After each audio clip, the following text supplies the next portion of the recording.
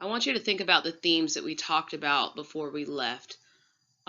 Really look at the information, think about the information, even if that means you have to take your notes back out and look over the notes that we did before we left. And if you do not have those notes, please come let me know.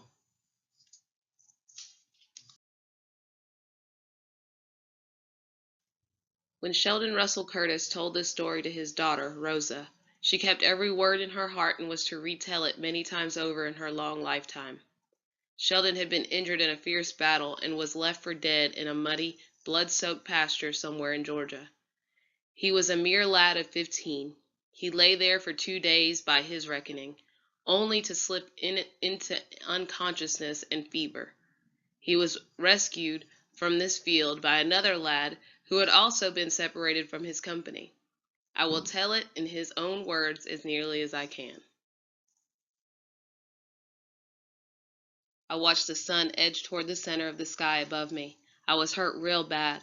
For almost a year I'd been in this man's war, the war between the states. Being just a lad, I was wishing I was home. My leg burned and was angry from the lead ball that was lodged in it just above my knee. I felt sleepy and everything would go black. Then I'd wake up again. I wanted to go back to our farm in Ohio, and sometimes, when I'd fall into one of them strange sleeps, I'd be there with my ma, tasting baking powder biscuits fresh out of her wood stove. Then I heard a voice. For a moment I thought I was fever dreaming, but then I felt strong hands touch my brow, splash water in my face. Being here, boy, means you gotta be dead, the voice said as he gave me a drink from his kit. Where you hit? 'Cause if it's a belly hit, I gotta leave you here, he said. I'd never seen a man like him so close before. His skin was the color of polished mahogany. He was flying Union colors like me. My age, maybe. His voice was soothing, and his help was good. Hit in the leg, I told him. Not bad if it don't go green. Can you put weight on it? He asked as he pulled me to my feet. We gotta keep moving. If we stay in one spot, marauders will find us. They're riding drag and looking for wounded.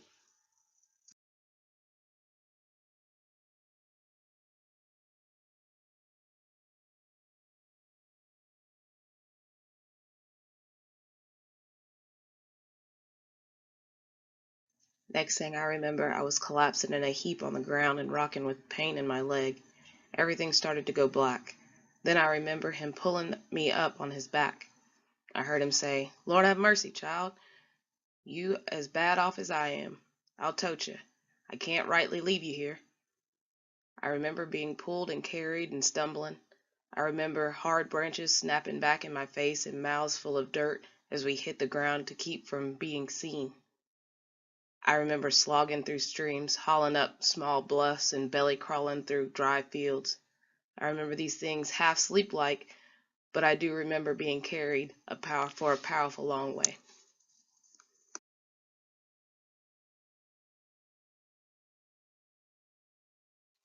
Then fever must have took me good, 'cause I could feel a cool, sweet-smelling quilt next to my face. Soft, gentle, warm hands were stroking my head with a cool, wet rag cloth. Look at that morning that's coming, a woman's voice said as she spooned oat porridge into me. Do your mama know what a beautiful baby boy she has? Where am I? Is this heaven? I asked. She tossed her head and laughed. No, child. Pink has brung you home to me. Don't you remember? The mahogany child, I thought. Both you children been on the run for days, and a miracle of God Almighty brung you both here. Yes, indeed, child, a miracle. I remember thinking, could this war have been so close to the lad's home? I couldn't imagine having a war right in the backyard. I looked over and saw him looking out of the window light. Guess you don't remember much, he said. I'm Pincus Eiley. Fought with the 48 colored. Found you after I got lost from my company. My name is Sheldon Curtis, I said weakly. This is my mother, sweet Momo Bay, he said as she smiled at me.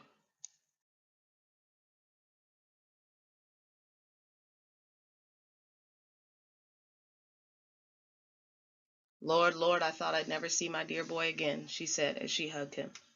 I've been getting along though, Pincus. Warm things got left in the big house when the family left. Dry goods, too. The rest I've been getting from the woods. They's a freshwater spring. Still, I have some chickens. Even got an old cow out back that still gives. Then you have been all alone here? Pincus asked his mother. Where is everybody? Your daddy runned off to fight a month ago. All the hands and their children runned off out of harm's way. But I stayed. I prayed to the Lord every day. My prayers were surely answered, 'cause he brought my baby back here to stay, she said as her face beamed. You ain't never gonna leave your mama again, are you, child? She said softly. Pincus looked troubled and didn't answer. I'm going down to the stream and pound these clothes of yours, she said as she readied to leave us. If you hear marauders coming, get for the root cellar door. Stay down there till they gone. That's what I've been doing. Marauders here? Pincus said with alarm. They've seen nothing's here for them, child. Nothing.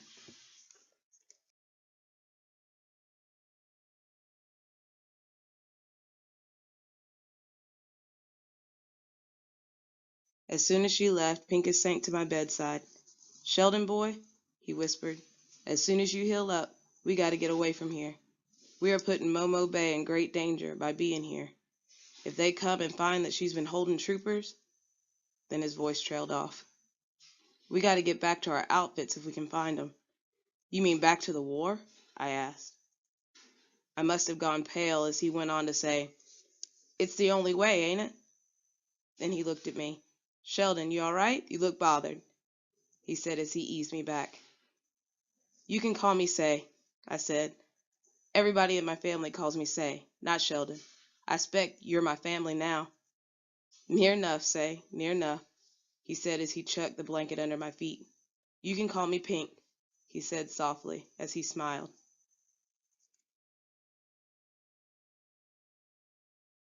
For the next week, Momo Bay fed us both up good. Raw milk and cornbread never tasted so good in all my born days. It were the first time in months my victuals didn't have any mealyworms in it. She saw to it that I tried to walk a little every day, so's that mean-looking leg don't go stiff on you and cripple up, she'd say. This place wasn't that much different from our farmhouse in Ohio. More poor, maybe, but it smelled the same, like pine boards and good cooking. A mess of beans with salt pork, cornbread, greens, and onions. When we slept, she sat near us, stoked the fire, and watched over us. Never thought I'd feel safe enough to sleep deep again. My mother and Kalo, my father, jumped the broom on this very spot, Pink said as he walked me on my first day outdoors. And that there was the master's house, Master Eiley. Pink spoke quietly as he helped me along. How come you have his last name? I asked. Boy, when you own, you ain't got no name of your own. Even Kalo had to take that name. As we rested under the willow tree, Pink asked me about my family back home. Got one brother still at home to help run the place for Pa, I answered. What was your outfit again? Pink asked. He asked me before. Ohio 24th. I carried the staff. Wasn't supposed to carry a gun, but then so many died, even us boys had to carry after so many were slaughtered like hogs. Least you got to carry. In the 48, we couldn't have guns at first. We fought with sticks and hammers and sledges. Can you imagine not trusting us with our own fight? I couldn't imagine such a thing. Then when they finally did give us muskets, they were from the Mexican-American War. Those muskets jammed and misfired. Then how in God's name can you want to go back? I asked. 'Cause it's my fight, Say. Ain't it yours too? If we don't fight, then who will? I had no answer for him, but God forgive me, I didn't want to ever go back to it.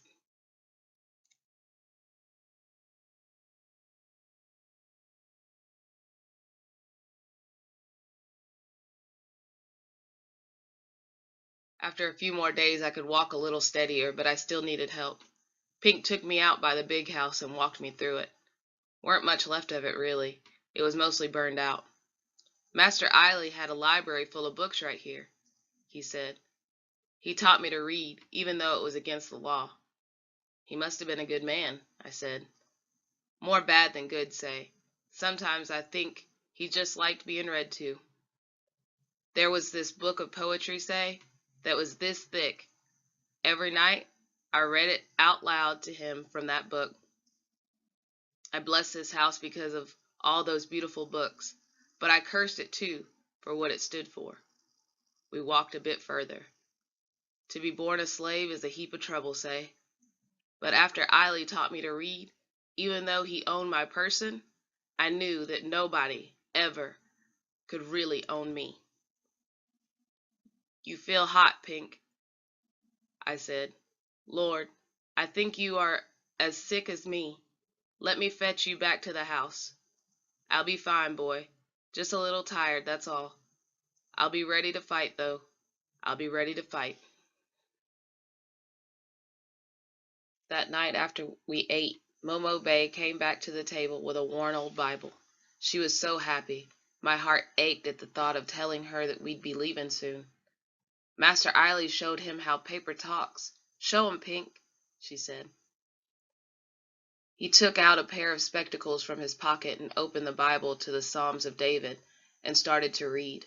His voice was steady and had such wonder. Just hearing them words made pictures come to my head.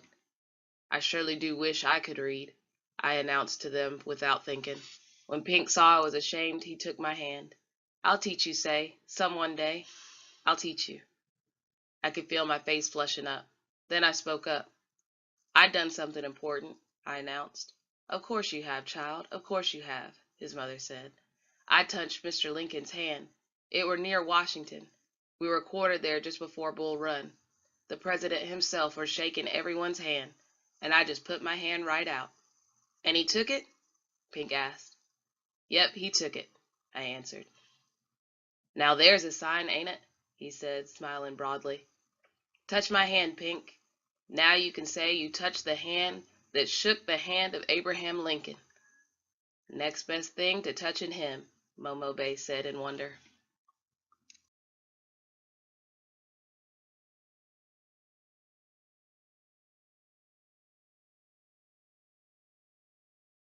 So the next day, Pink was studying an old map. Marauders don't fan out further than 30 miles or so from their camps. If they come here, then their units must be that close. We got to get south of the river. See here, say? That's where my troops were headed. We can meet up with them about here, I figure. Meet up with who? You ain't leaving. His mother's voice caught as she came upon us. Now, my mother, you knew we couldn't stay here. You had to know that, he said as he tried to calm her. No, no, my babies, my dear babies, she cried. She was inconsolable for a time. Then she sat still and afeared as she just listened. Mother, this war has to be won, or this sickness that has taken this land will never stop. Pink always called slavery the sickness when we talked. We have to go. He knelt at her feet. By the look that came into her eyes, she known that this day was coming. I could feel my breathing catch. My chest was heavy. My hands were sweating, and I felt sick at my stomach. I knew that I had to tell Pink something. I just didn't know how. That night I couldn't sleep.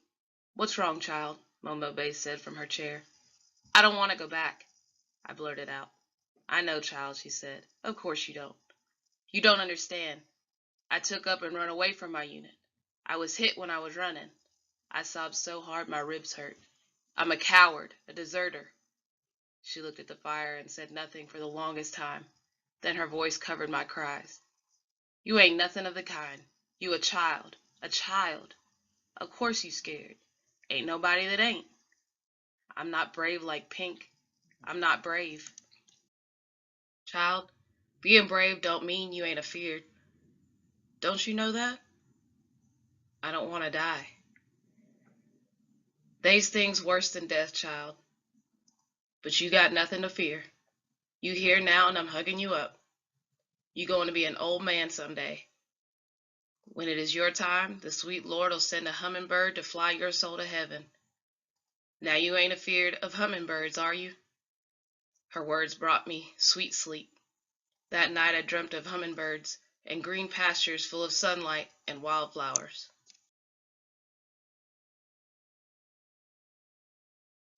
The next morning we mustered to leave. We packed cornbread, salt pork, and dried beans. I would have done just about anything to stay, but my place was to go with Pink. I owed him that. Just as we were making the last sweep of the place, making sure that there were no signs of us ever being here, we heard wild screams and shrieks coming from the woods. Rudders, Pink said as he grabbed a piece of wood for a club. Momo Bay took it from him. Get to the root cellar. They ain't got no truck with an old dark woman. You get to that cellar, you hear? We didn't like it, but then she pushed us. Hurry, before they're here.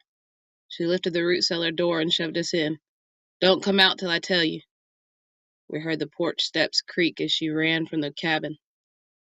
She's drawing them off, Pink whispered. When the marauders came in, my heart was pounding so hard I was sure they could hear it up there above us. There was a terrible commotion as they ransacked, looking for food. Then there was a silence. A single shot echoed through the trees outside. They let out a war whoop as they thundered off. We waited for a sign from Momo Bay, but it didn't come. Finally, we climbed out and ran outside, only to see Momo Bay lying just beyond the porch. We put you in their way by staying here, Pink cried as he rocked her in his arms. Her eyes were looking in a faraway place as he closed them. Your son loves you, Momo Bay. Your son loves you. He sobbed as he kissed her. We both held her hand until there was no more warmth in it.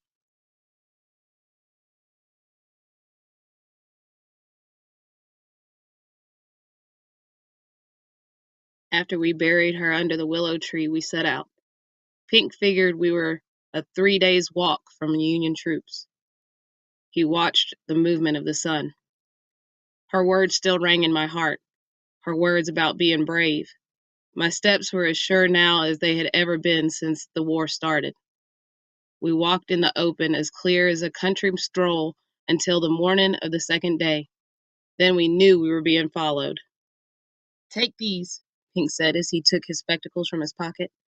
If they catch me with them, there'll be trouble for sure. When they caught up to us, one yelled at me, Where you going with that darky, boy? I was afraid to answer because of my northern accent. It would dead sure give us away. Boy, what outfit you part of? The leader barked. I couldn't answer. You Union boy? One jeered as he pulled my uniform from my knapsack. No, I ain't no Yankee. I got that from a dead one, I sputtered, trying to convince them. That was when we were grabbed. My words had given us away. We were prisoners of the Confederate Army. We were held up in a barn that night. Pink shivered with fever. I held him as he had done for me. The next morning we were thrown into a boxcar. We rode for what seemed 2 days, stopping many times. When the door slid open, the daylight was blinding. We were loaded into a buckboard and taken through town. The townsfolk looked hard at us. All they had left for us was mean looks and a heap of hate. We jarred to a stop in front of gates that marked the entrance to a stockade. It says Andersonville, Pink whispered. My heart stopped. I had heard of this place. It was one of the worst of the Confederate camps. When we were pulled from the buckboard, we fell hard to the ground.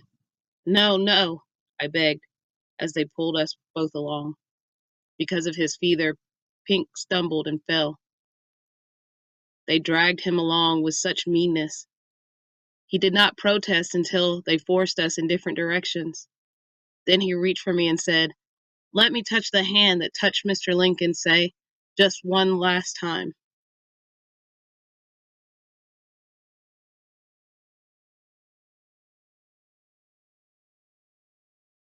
I watched tears fill his eyes and cleave my hand to his until they wrenched us apart. They smote him and dragged him away from me. He looked back at me and tried to say something more, but they crossed his back with a knotted hemp and pushed him along. Sheldon Russell Curtis was released from Andersonville Prison some months later, weighing no more than 78 pounds. Andersonville was built to hold only 10,000 prisoners, but by the end of the war, it held 33,000 soldiers. There was no fresh water, no shelter, no food. 13,000 men and boys died of starvation and dysentery. Sheldon Curtis returned to his home and recovered. He settled in Berlin Township in Saranac, Michigan. He married Abigail N. Barnard and fathered 7 children. He became a grandfather and a great-grandfather during his long lifetime. He died a very old man in 1924. Pincus Eiley never returned home. For him, there was to be no wife, no children, nor grandchildren to remember him. It was told that he was hanged within hours after he was taken into Andersonville. His body was thrown into a lime pit. I know this story to be true because Sheldon Russell Curtis told his daughter Rosa. Rosa Curtis Stowell told it to her daughter Estella. Estella Stowell Barber, in turn, told it to her son William. He then told me, his daughter Patricia. When my father finished this story, he put out his hand and said, "This is the hand that has touched the hand that has touched the hand that shook the hand of Abraham Lincoln." This book serves as a written memory of Pincus Eiley, since there is no living descendants to do this for him. When you read this, before you put this book down, say his name out loud and vow to remember him always.